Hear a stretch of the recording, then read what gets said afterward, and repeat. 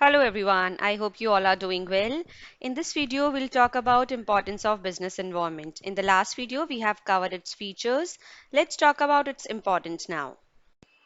Now, why it is important to know the business environment or why it is important to scan the environment around us? उसका क्या significance है? तो अगर हम अपनी environmental scanning अच्छे से करेंगे, we'll come to know about the opportunities.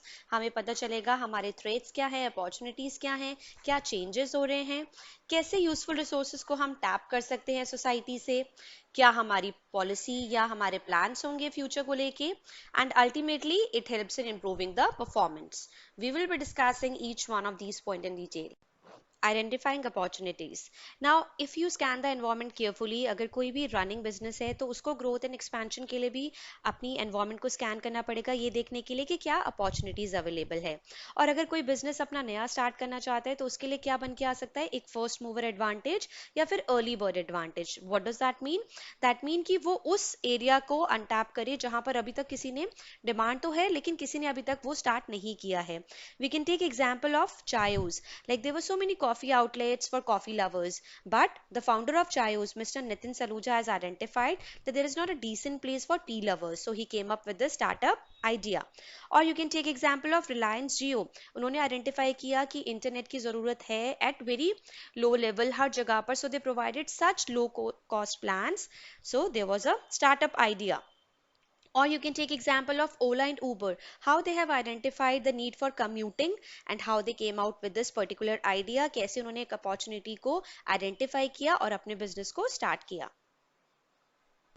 Identifying threats now environment को स्टडी करके जैसे हमें पता चल जाता है कि क्या अपॉर्चुनिटीज है in the same way we also come to know what are the threats और what are the hindrance in the functioning of any business क्या ऐसे वार्निंग सिग्नल्स हैं तो हमें बहुत अपडेट रहना बहुत ज़रूरी है so that we adopt ourselves to the changing environment now if we take example of mobile phones so all these smartphones manufacturing companies why they have been able to survive क्योंकि उन्होंने देखा अपने warning signals को अपने threats को कि कैसे technology में frequent changes आ रहे हैं या किस तरह से उनके competitors नई नई चीजें लेके आ रहे हैं नई नई आपको services provide कर रहे हैं so they have been able to survive because they could identify those warning signals क्योंकि अगर वो अपनी टेक्नोलॉजी में या अपने फोन में वो चेंजेस नहीं लाते so they have been thrown out of the market और if you take example of automobile so the competitors they just evaluate each other strategies एक दूसरे को देखते हैं मार्केट को देखते हैं कस्टमर को देखते हैं अगर ये वार्निंग सिग्नल्स आइडेंटिफाई नहीं करे तो ये बिजनेस का एग्जिस्टेंस बहुत बहुत डिफिकल्ट हो जाएगा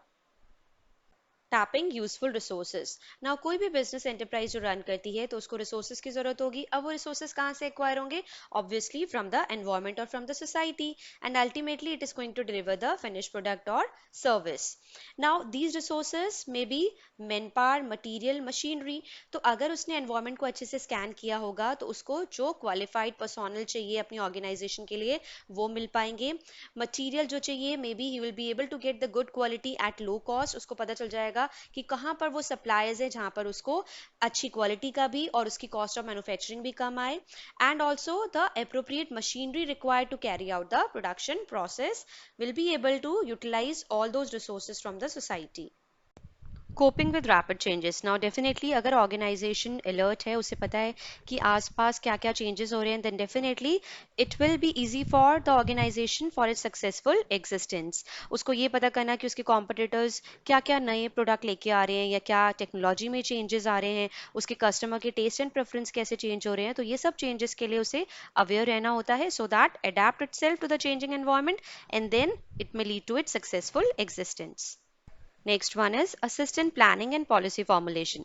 Now, definitely, if we scan the environment carefully, we come to know about the threat and opportunities. और इससे हम क्या होता है लॉन्ग टर्म आपकी जो भी स्ट्रैटेजीज हैं प्लान्स हैं पॉलिसी फॉर्मुलेशन है उसमें हेल्प करता है. Now last point is it helps in improving the overall performance of an organization. तो अगर हम environment को अच्छे से स्कैन करेंगे तो हमें पता चल जाएगा कि क्या अपॉर्चुनिटी है क्या थ्रेट्स है कैसे हम रिसोर्सेज को यूटिलाइज कर सकते हैं कैसे रैपिड चेंजेस को देखते हुए अपनी ऑर्गेनाइजेशन को अडेप्ट कर सकते हैं so definitely all these factors are going to improve the overall performance of an organization. I hope this topic is clear to you. If you like the video, please subscribe to the channel. Thanks for watching. Keep learning and keep growing.